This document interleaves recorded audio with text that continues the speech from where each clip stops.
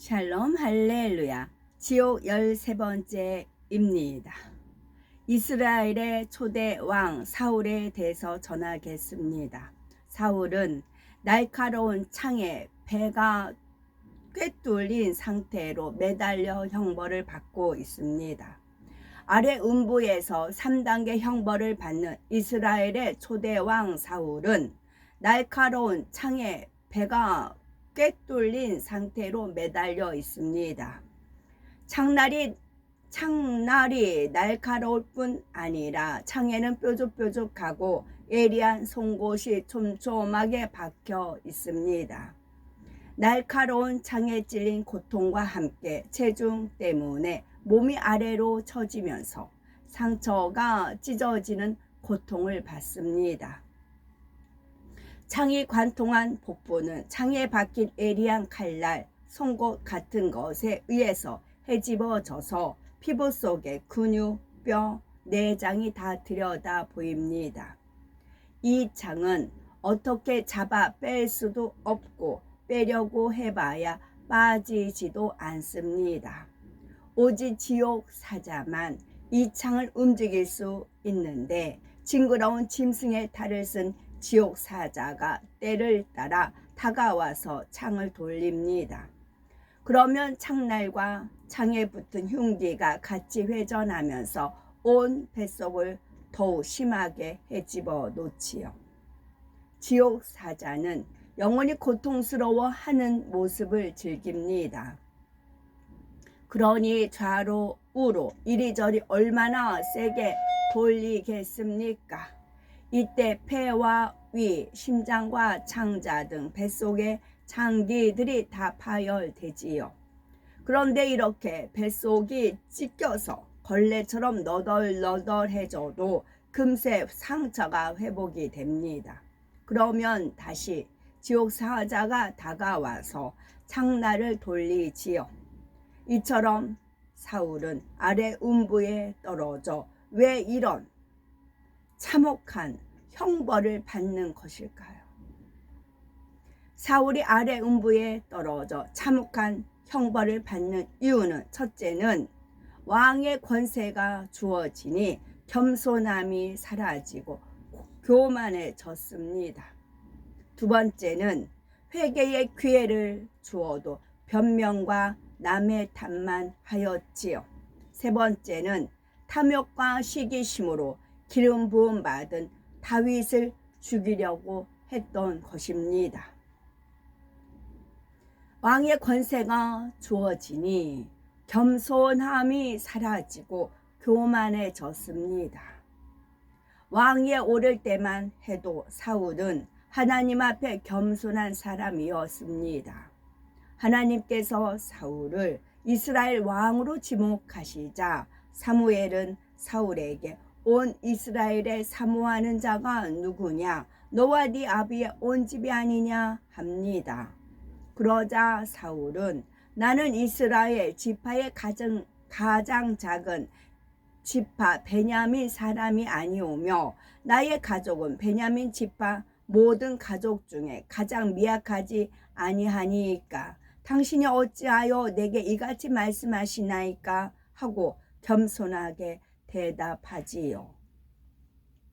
또한 백성이 모인 공개석상에서 왕이 될 사람을 제비 뽑자 과연 하나님의 말씀대로 기스의 아들 사울이 뽑혀 나왔습니다.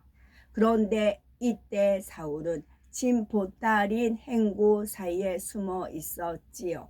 이렇게 수줍어하는 사울이었습니다. 사울이 왕으로 지목되자 어떤 비류는 사울이 어떻게 우리를 구원하겠느냐 하며 멸시했지만 자존심이 상해하거나 감정을 품지 않았지요.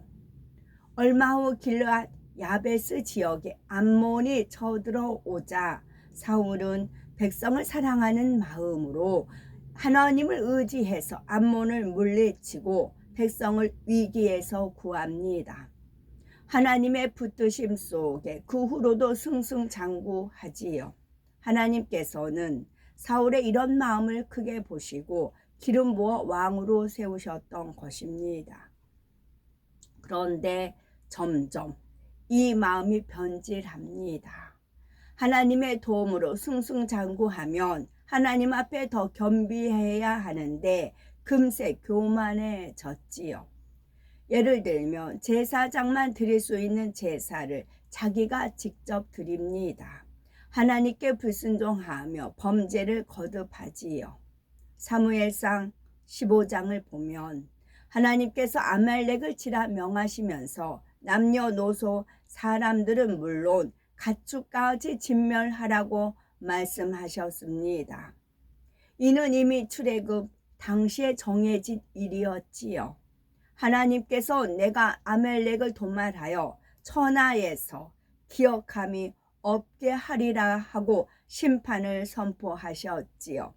즉 아말렉은 이미 멸망받을 수밖에 없을 만큼 하나님 앞에 많은 죄를 쌓았던 것입니다. 이런 아말렉을 그대로 남겨둔다면 이스라엘이 우상 숭배나 같은 이방 풍속에 물들 위험이 있습니다. 그래서 사전에 그 불씨를 철저히 없애야만 했지요. 그런데 사울은 말씀에 순종하지 않고 아말렉 왕 아각을 산채로 잡아 끌고 의기양양하게 돌아옵니다. 양, 소 등 좋은 가축들도 끌어오지요. 이에 하나님께서는 사무엘에게 사울을 세워 왕 삼은 것을 후회한다고 말씀하셨습니다. 두 번째는 회개의 기회를 주어도 변명과 남의 탓을 하였죠. 이스라엘의 왕을 세우는 것은 하나님의 뜻이 아니었습니다. 하나님의 백성 이스라엘이 오직 하나님만 의지하기를 바라셨지요. 그러나 백성들의 계속되는 간청 때문에 하나님께서는 백성 중에 가장 준수한 사울을 왕으로 세워주셨습니다. 그런데 사울이 하나님을 쫓지 않고 명을 따르지 않으니 마음 아프셨지요. 사무엘은 이런 하나님의 마음을 잘 알기에 근심해서 온 밤을 하나님께 부르짖었습니다. 그리고 사울에게 나아가 처음 왕이 될 때의 마음을 상기시키려 했고 사울이 무엇을 잘못했는지 하나님의 뜻이 무엇인지 조목조목 설명해 주지요. 그러자 사울은 회개하는 듯 했지만 자기 과실을 백성 탓으로 돌리고 그래도 백성 앞에서 왕으로서 체면을 차리게 해달라고 요구합니다. 사무엘은 이런 사울의 모습을 볼 때마다 너무나 안타깝고 슬펐습니다. 결국 이 사건 이후로 죽을 때까지 사울을 보지 않았지요. 사무엘의 권면을 누차 듣지 않은 사울은 결국 버림받고 맙니다. 만약 어떤 과실이 있어서 누군가에게 권면이나 지적을 받는다면 곧바로 자기 잘못을 인정해야 합니다. 변명하며 과실을 숨기려 해서는 안 되지요. 속히 돌이켜 회개에 합당한 열매를 맺어야 합니다. 그래야 하나님께서도 용서해 주실 수 있고 돌이켜 생명의 길로 갈 수 있습니다. 사울이 죄를 지적받았을 때 그때라도 회개하고 돌이켰다면 사울의 운명은 바뀌었을 것입니다. 그러나 사울은 변명하고 남의 탓만 하였지요. 하나님 앞에 겸비해야 했지만 여전히 명예에 눈멀어 왕으로서 백성에게 높임 받으려고만 했습니다. 자신이 잘나서 왕이 된 것이 아니라 하나님께서 왕으로 세워주셨다는 사실을 망각한 것이지요. 세 번째는 탐욕과 시기심으로 기름 부음 받은 다윗을 죽이려 하였지요.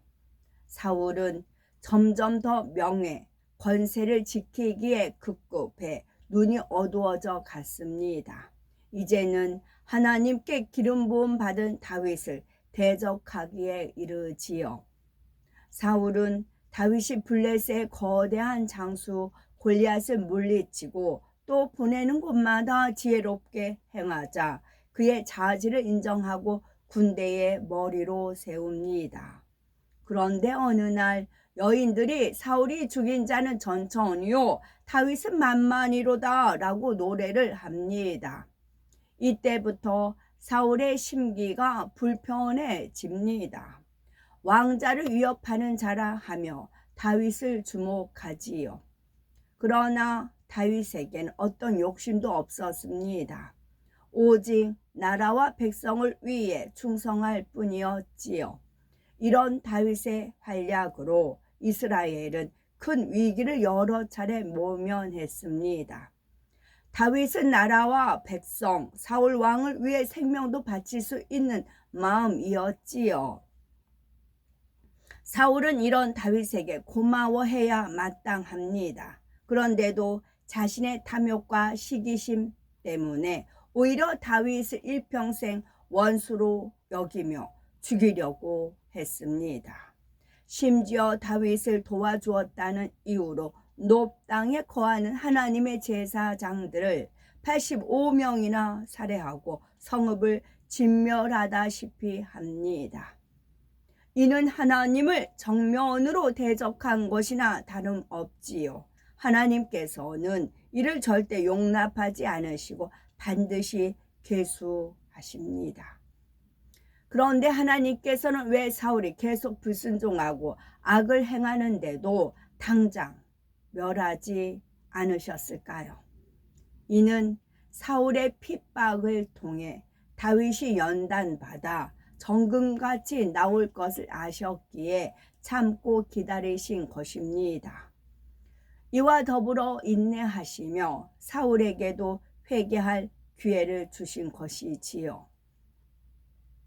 다윗은 사울에게 쫓길 때 사울을 죽일 기회를 2번이나 얻었지만 그때마다 살려주었습니다.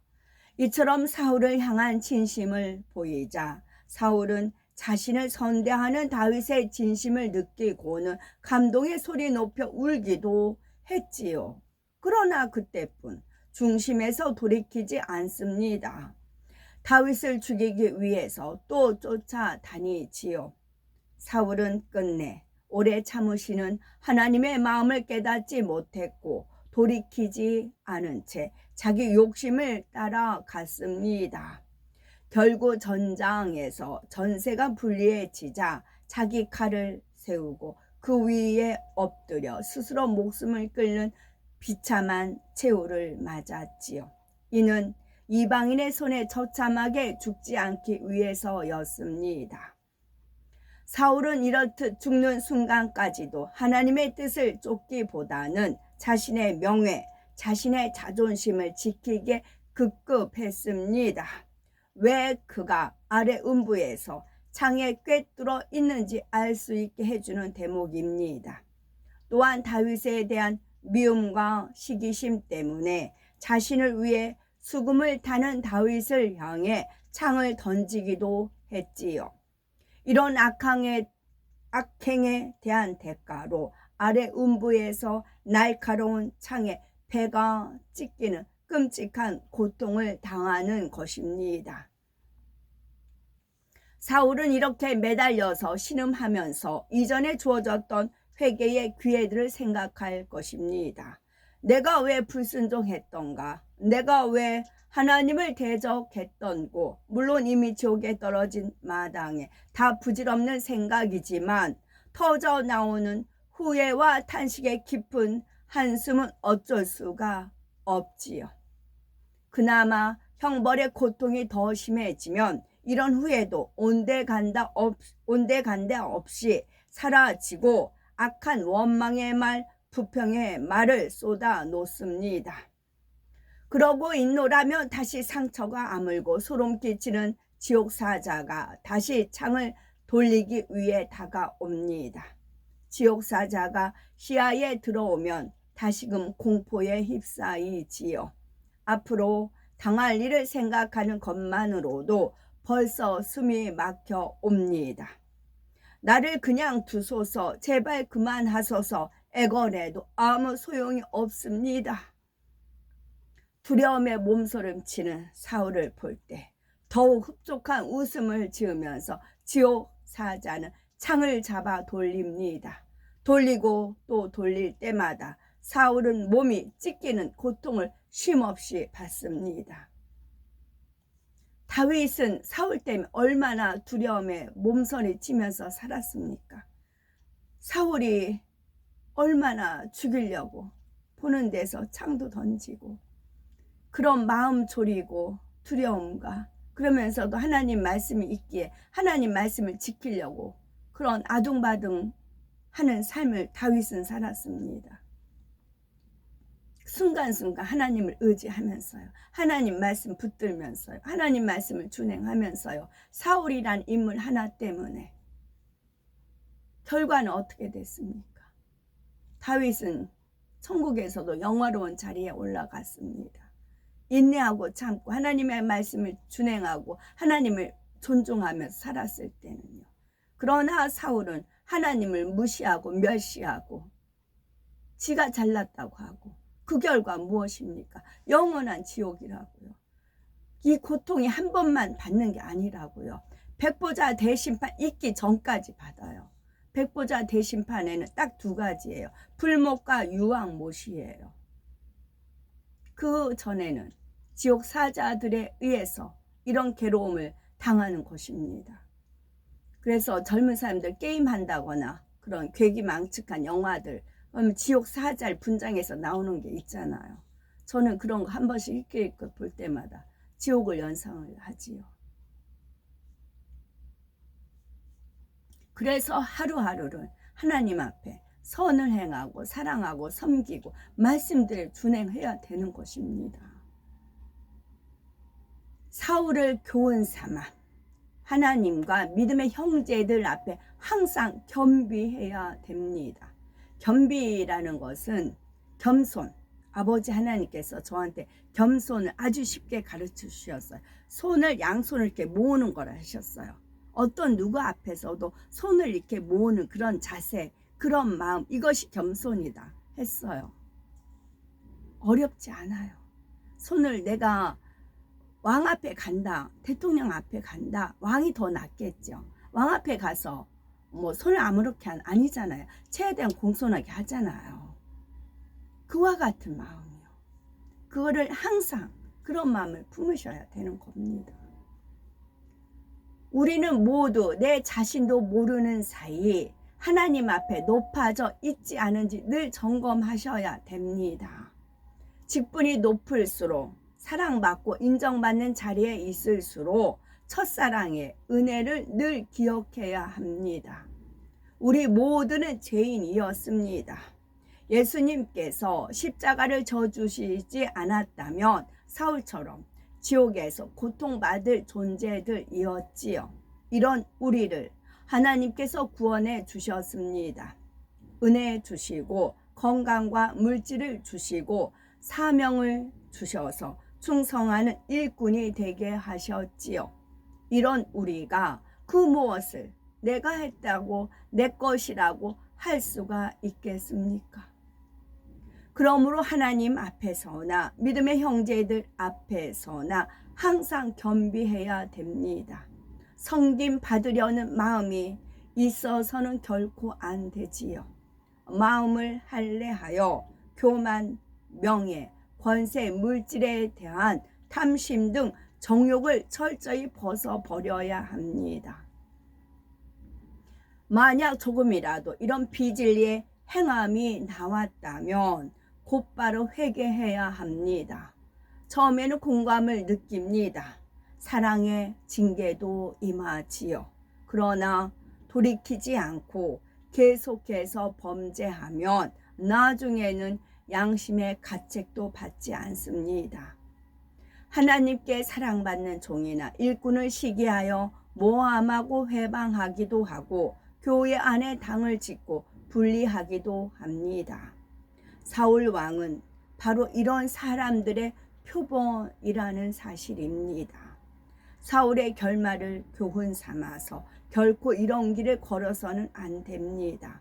특히 하나님의 사람을 대적하는 죄가 얼마나 큰지 깨달아서 생각 또는 말로라도 대적하는 일이 없어야 하겠습니다.